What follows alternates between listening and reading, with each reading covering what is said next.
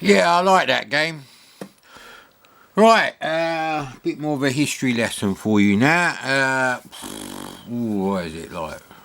Just after the fantastic New Year party that I had for 83, 84, I met two people actually at my party. They kind of tried to get into the cool crowd, so obviously they had to attend my parties. And maybe they just wanted to see Duran Duran playing live in my living room. Who knows, mate? I told you. Look, I don't lie, I tell the truth.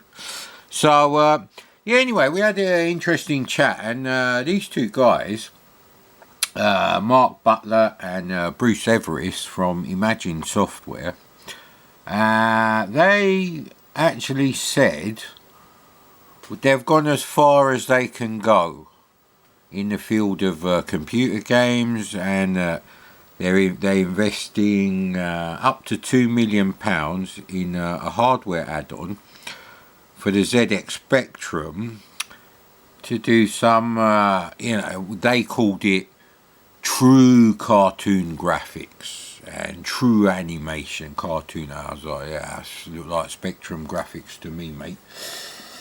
But anyway, because obviously they carried a VHS cassette round with them, showing like what they've done so far.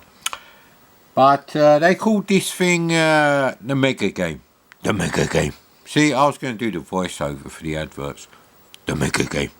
And, well, that's kind of how things progressed. And they said to me they needed some people to work on some hardware to do the same on like the Commodore 64. And I said to him, well, actually, I could do that for you. You know, I've got an IQ of 187, so probably take me a few weeks. I'll have that done for you. And all I did was put 128k on the cartridge and shoved it on the PCB. And you don't need anything else on the C64 to get better than the graphics on Bandersnatch.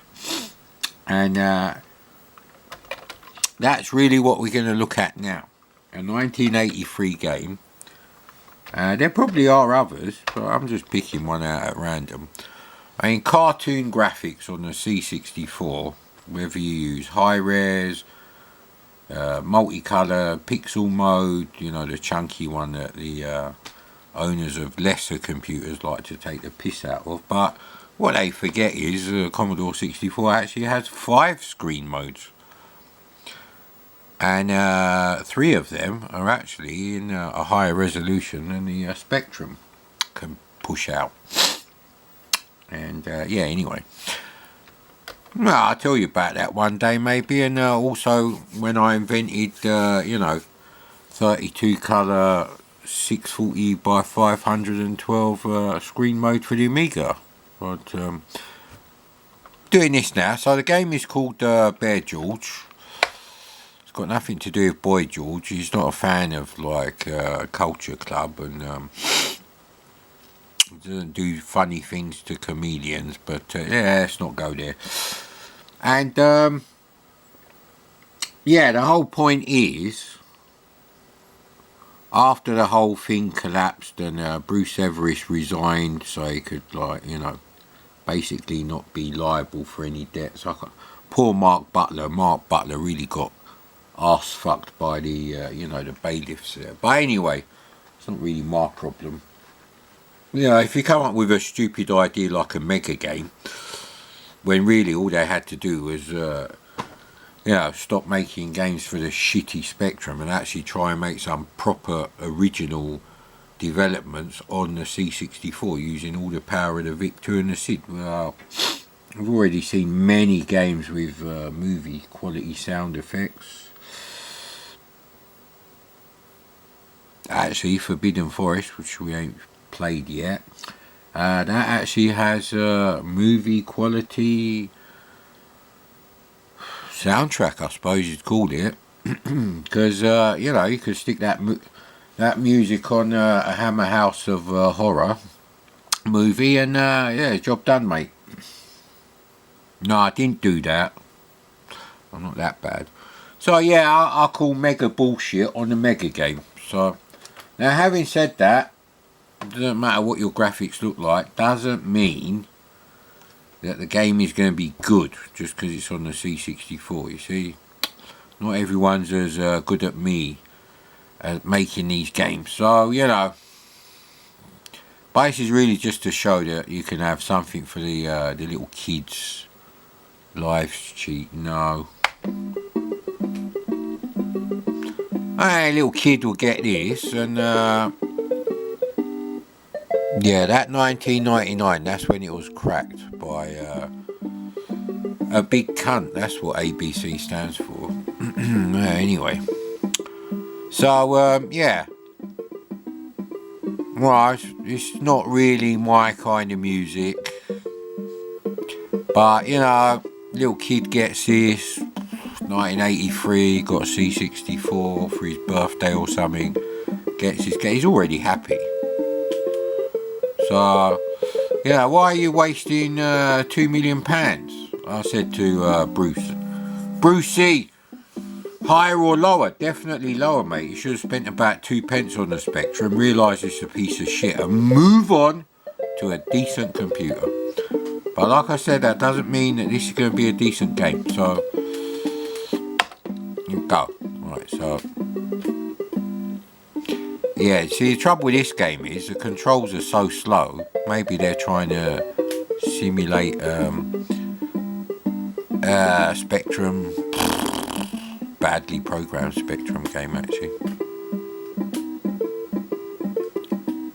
Ooh. So yeah, I'd forgotten the controls there. So you got to push up on the joystick and catch the apples, and some bastard is throwing like, well, I don't know what they are.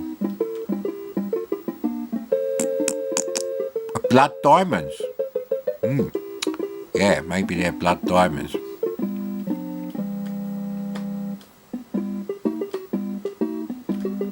So it is a difficult game, so it's not really suitable for children, but with music like this and this kind of like graphics, really it should be a bit easier. See, you know, I said to my friend Nolan Bushnell, I said to him, look, you know, you're doing these games, really you should have like a kids level sort of thing. Now why isn't he eating them? Can someone tell me why he's not actually eating anything anymore? You have to make him look up to eat. So yeah, I said to Nolan Bushnell, look mate, if you want the Atari to be a real success, you know, you got to have like a difficulty level or some change to the game, maybe less enemies or something, and you just call that a kids feature, and you put a little teddy bear there, little clip art of teddy bear there, and you know, the kids and the parents will know, and you know. So I don't know what you've got to do on this level. I don't know what you've got to do on any of it actually, because it's not really my kind of game. But you know, I'm more of the you know, get into level, I don't know, 13 or something on Iridium with like 1 life, sometimes without even losing a life. So that's about as close as we could get to him. And I think we have done it actually, and that's your time limit there. Horrible bear catcher. So don't ask me what went wrong there. So yeah, I mean, the problem with this game is literally, it is a kids game clearly, however it's not suitable for children. So yeah, I mean, that's it really as far as the Mega game goes from Imagine. Mega bullshit, mate. Mega shit Spectrum was your mainstay of your development. That's why it went bust. Ah well.